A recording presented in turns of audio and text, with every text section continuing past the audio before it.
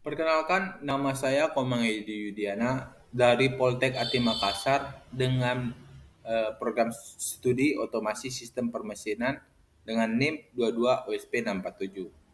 Di video kali ini saya akan sedikit membahas tentang PLC. Sebelum lebih lanjut, kita harus tahu juga sejarah dari PLC tersebut. PLC pertama kali dikembangkan pada akhir tahun 1960-an untuk menggantikan sistem kontrol yang menggunakan relay dan kontaktor. PLC awalnya digunakan untuk aplikasi di industri otomotif. Namun, seiring perkembangan teknologi, penggunaan PLC telah meluas ke berbagai industri lainnya. Next. Apa itu PLC? PLC adalah singkatan dari Programmable Logic Control yang merupakan perangkat elektronik yang digunakan untuk mengendalikan proses otomasi di berbagai industri. Selanjutnya, komponen utama pada PLC. Yang pertama, CPU atau disebut dengan Central Processing Unit. Bagian utama yang melakukan pemrosesan instruksi-instruksi pemrograman. Yang kedua adalah input modul, menerima sinyal dari sensor ataupun perangkat masukan lainnya. Yang ketiga, output modul, mengontrol perangkat keluaran seperti motor, valve ataupun lampu. Yang keempat, power supply, menyediakan daya untuk PLC dan perangkat terkait lainnya. Yang terakhir, memori, menyimpan program-program yang telah diprogram oleh pengguna. Kita dapat menentukan berbagai jenis-jenis PLC berdasarkan jumlah I/O.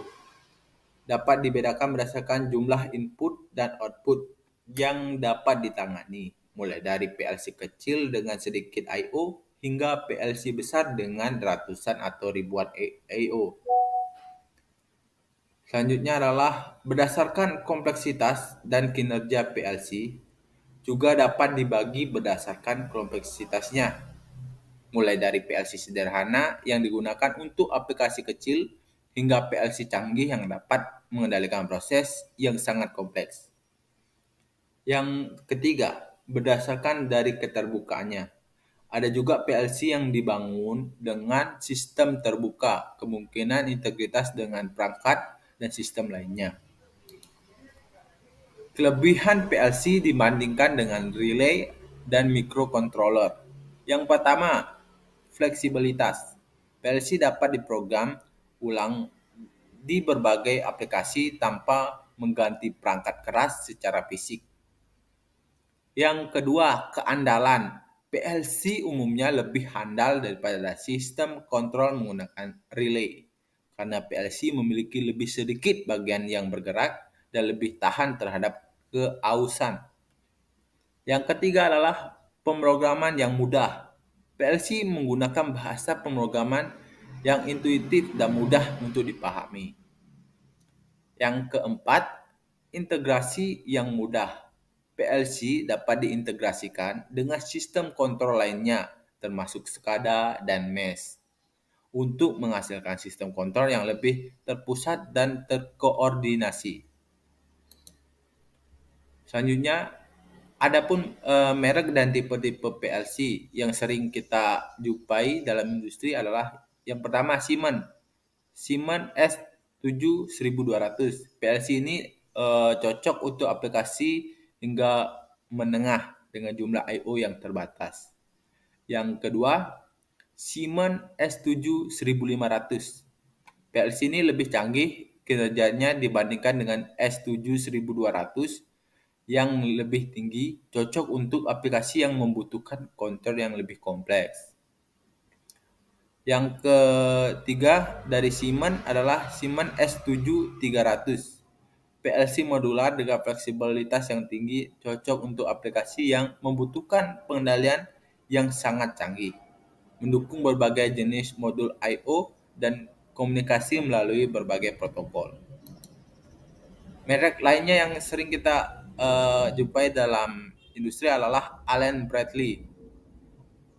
Allen Bradley Complex Logic 5370. PLC ini dirancang untuk aplikasi kecil hingga menengah dengan dukungan untuk berbagai jenis modul I/O dan komunikasi internet atau IP. Yang kedua, Allen Bradley Compact Logic 5380. PLC ini lebih bagus dibandingkan dengan 5370 karena memiliki eh, kinerja yang lebih tinggi dan memori yang lebih besar. Selanjutnya yang ketiga adalah Allen Bradley Control Logic 5570. PLC modular dengan kemampuan pemrosesan yang sangat tinggi dirancang untuk aplikasi yang membutuhkan kontrol yang sangat canggih.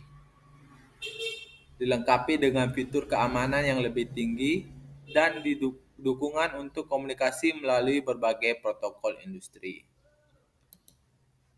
Dan terakhir adalah Mitsubishi. PLC Mitsubishi sering juga kita ketemui di industri. Yang salah satunya adalah Mitsubishi Electric FX3G, PLC ekonomis yang cocok untuk aplikasi kecil hingga menengah. Dilengkapi dengan pemilihan modul I/O dan dukungan untuk komunikasi serial. Yang kedua adalah Mitsubishi Electric FX5U, PLC yang menawarkan kinerja yang lebih tinggi dan kemampuan pemrosesan yang lebih cepat. Yang ketiga dan yang terakhir, Mitsubishi Electric IKR Series, PLC modular yang dirancang untuk aplikasi yang membutuhkan kontrol yang sangat canggih, dilengkapi dengan fitur keamanan yang tinggi, dukungan untuk redundansi, dan komunikasi melalui berbagai protokol industri. Oke, di selanjutnya saya akan membahas tentang pengontrolan motor forward levers. Oke, di video kali ini kita akan membahas tentang forward reverse, kontrol forward reverse.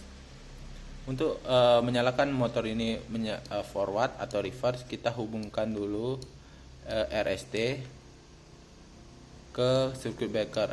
Circuit breaker kita naikkan, otomatis arusnya akan terhubung ke kontaktor forward dan kontaktor reverse. Oke, untuk menghubungkan ini kita melangkah ke rangkaian kontrolnya. Oke, di sini kita melihat jelas bahwa kontrol atau pin dari kontrol forward reverse ada di COM 07 dan 06. Untuk mengartikan ini, kita harus menghubungkan dari COM ke 7 dan COM ke pin 0. Bagaimana caranya kita menghubungkan dari COM ke pin 7 dan COM ke pin 6? Dengan cara program leader diagram. Nah, pertama kita tekan dulu PB start. Apabila PB start ditekan, otomatis memori MRAM akan mendapatkan arus. Apabila MRAM dapat arus, kontak-kontaknya akan terhubung. Nah, apabila kontak ini sudah terhubung ke tim, nah timer ini akan mulai menghitung dari 26 detik. Apabila ini sudah energize atau menyala, otomatis timer akan mulai menghitung dari 26 sampai 18 atau 8 detik untuk mengaktifkan memori dari KF. Nah, KF ini control forward yang ada di pin 7. Oke. Apabila timer sudah menghitung dari 26 sampai 18 atau 8 detik, otomatis KF ini akan mendapatkan arus sehingga COM ini akan terhubung ke pin 7. Otomatis kontaktor dari rangkaian daya ini akan terhubung sehingga motor berputar forward. Nah, itu akan bertahan selama 8 detik. Setelah 8 detik, motor akan mati motor akan mati, dan ini dikontrol rangkaiannya akan tidak mendapatkan daya selama 5 detik. Akan mati. Semuanya akan mati selama 5 detik. Lalu pada di bawahnya, timer di bawah akan mulai menghitung dari detik ke-13 sampai detik ke-5 atau selama 8 detik.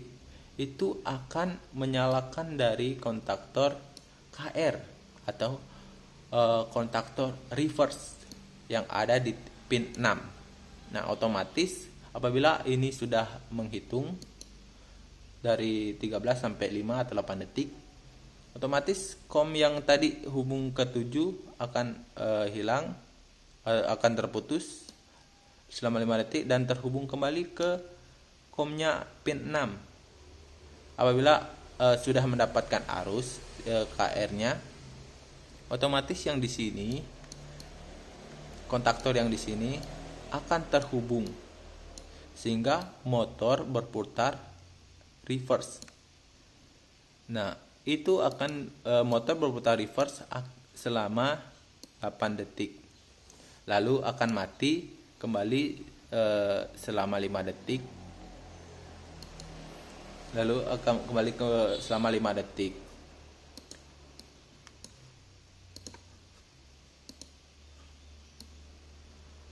Nah, setelah ini selesai menghitung timernya selesai menghitung, ini akan terhubung persekian detik untuk mereset ini.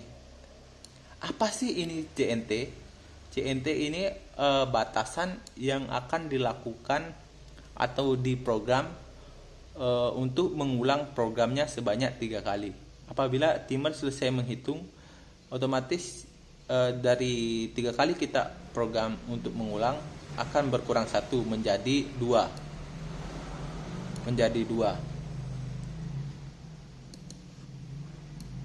Nah, untuk terus timer ini akan terus menghitung sebanyak 3 kali sampai selesai, hingga motor ini akan berputar forward reverse seperti yang tadi saya jelaskan.